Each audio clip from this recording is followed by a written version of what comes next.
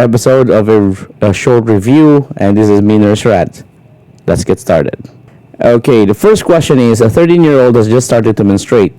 Which statement is should the nurse to make during a client education? A. Could cold food and beverage can make menstrual pain worse. B. You can take a mild analgesic if you get cramps. C. Do not use tampons until you are 16 years old. Or D. Avoid gym class and exercise during your period. So what's your answer? Okay, we got 10 seconds for you to answer, guys. So let's see what you have. Alright, time's up. And the answer will be yes. The answer is you can take a mild analgesic if you get cramps. Let's move into the next question. The football coach invites the school nurse to instruct the team on a proper hydration during hot weather. The nurse teaches the athletes to avoid dehydration by what? A. Taking a 1 to 2 salt tablets before starting practice. B. Taking a fluid break every 30 minutes during practice. Or C. Changing the practice times to early morning or evening.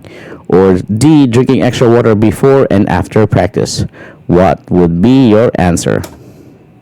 You got 10 seconds. Think. Drink. Okay, time's up. The answer for this one is yes. Drink extra water before and after practice. Okay, which developmental age group is most likely to regress when ill? A. Adolescent. B. Child. C. Toddler. Or D. Infant. What would be your answer? You have 10 seconds. Adolescent, I don't think so. Toddler, not toddler, kinda. Okay, the answer for this one would be yes. That would be toddler. Toddler are likely to regress when ill, when learning new skills during the time of stress, or from the change of routine, with fewer coping skills than older children or adolescent. Toddler seeks comfort in the same way as when they were babies. So kung yung mga girlfriend nila na magdabog-dabog, igna siya toddler. Joke lang. Okay, let's move into the next question.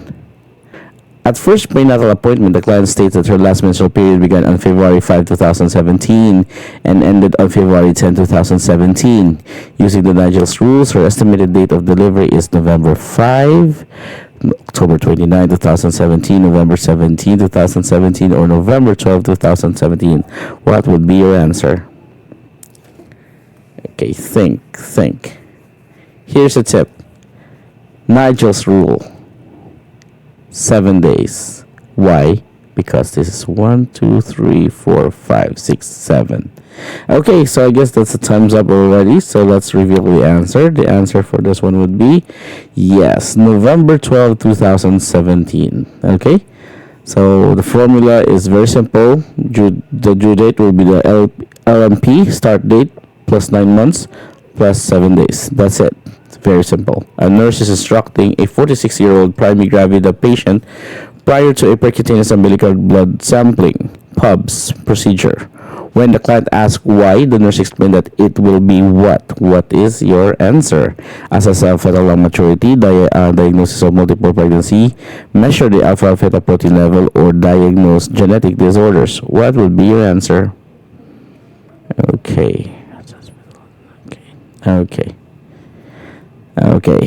What would be your answer? Okay, time's up. As the answer is diagnose genetic disorder. Now, percutaneous umbilical blood sampling, also called chordosynthesis, is performed to determine the Rh disease, to test the fetal CBC, and for karyotyping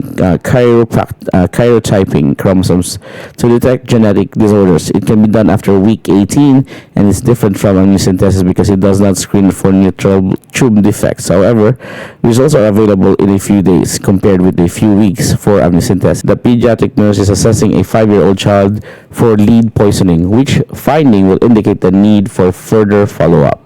A. Chronic bedwetting. B. Visual motor problems. C. BMI of 95 percentile. Or D. Sickle cell anemia. What would be your answer?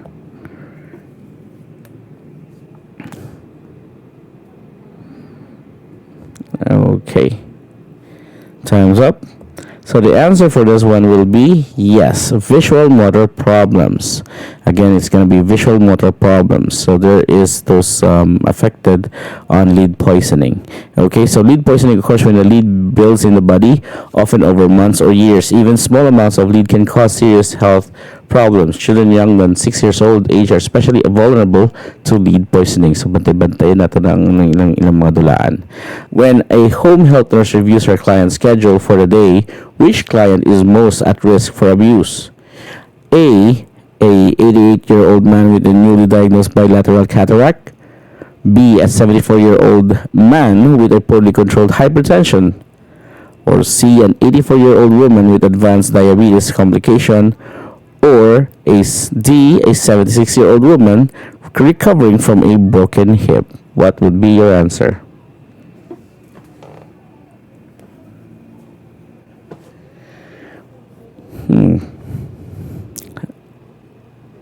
Okay, so the answer would be an 84-year-old woman with advanced diabetes complication. Now, the rationale for this is a typical abuse victim is an elderly woman with a few social contacts, at least one physical or mental impairment, and dependence of others for daily care. Often, the abuser is a family member or caregiver. For this question, an 84-year-old woman with advanced diabetes complication will rely on others for glucose monitoring, diet, and assistance with activities because of complication such as impaired vision, peripheral neuropathy, or circulatory issue that could involve amputation.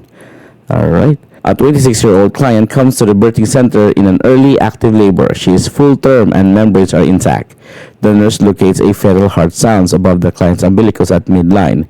The nurse should continue to assess the fetus in which position? Okay, will it be face, B, breech, cephalic, or transverse? What would be your answer?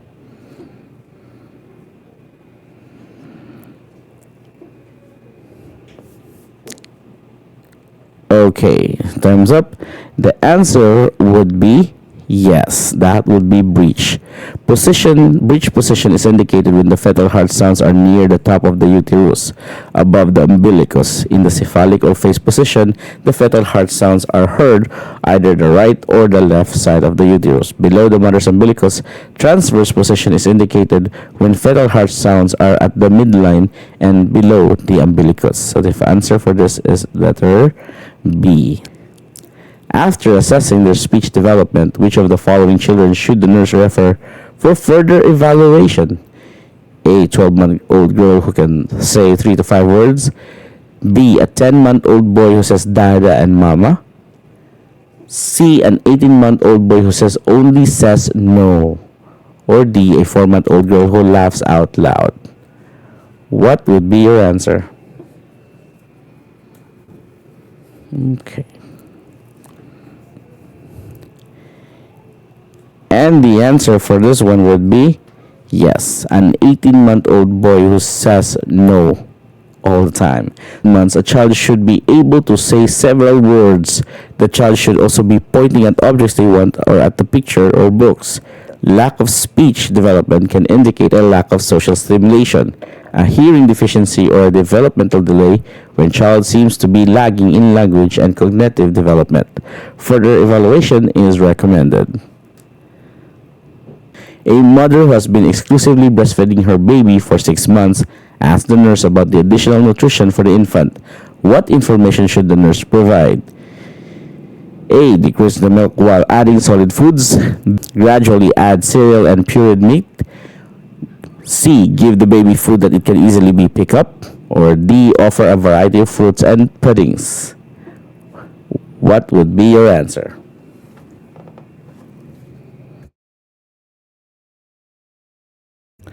Alright, the answer for this one is gonna be yes, gradually add cereal and pureed meat.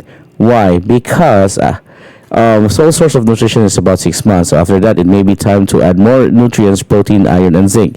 They are found in iron-fortified cereal and pureed meats.